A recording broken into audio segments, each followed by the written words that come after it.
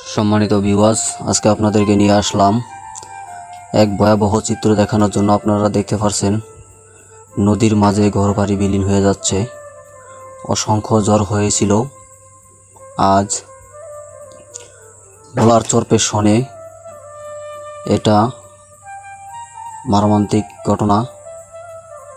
কিছুদিন আগে এর অনেক দূর পর্যন্ত মানুষ হাঁটতে পারত। দেখতে পাচ্ছেন জাহাজগুলা দাঁড়ে ভিড়ানো আছে। নদীর অবস্থা খুব গরম। এখানে সামান্য কিছু বাকি আছে, দেখতে পাচ্ছেন ভেঙে গেছে পুরোটা। এখানে মেরামতের কাজ চলছে। আরও সামনে ছিল জায়গাটা, এখন কোথায় চলে আসছে। অনেক মানুষ এখানে এখন কাজ করতেছে এটা কিভাবে রোধ করা যায়। সামান্য একটু বাকি আছে, যে কোনো মুহূর্তে ছুটে যাওয়ার সম্ভাবনা। হাজারো মানুষ এখানে বালি দিয়ে এখানে বস্তা ভর্তি বেড়ি বাঁধার চেষ্টা করছে। হয়তো সামান্য একটুর কারণেই বেড়িটা ছুটে যাচ্ছে। যদি বেড়িটি ছুটে যায়, এখানে ব্যাপক ক্ষয়ক্ষতি হবে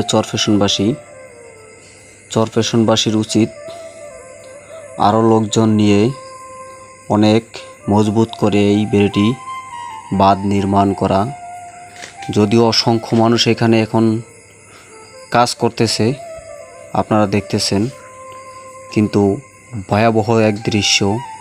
সামান্য কিছু পানির যে গরম হয়, যে কোনো মুহূর্তে ছুটে যাওয়ার সম্ভাবনাই থাকে।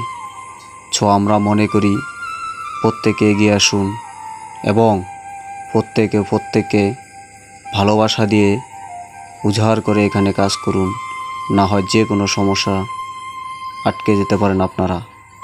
চরপেশনবাসী বাঁচতে হলে এখানে চলে আসুন। দেখতে পারছেন কি ভয়াবহ দৃশ্য, সামান্যর মধ্যেই বিলীন হয়ে যাচ্ছে। অনেক সমস্যার সম্মুখীন হবে চরপেশনবাসী। আশা করি প্রত্যেকে এগিয়ে আসুন। এখানে অসংখ্য জনস্রোতের মাধ্যমে কাজ করতে হবে। ধন্যবাদ সবাইকে।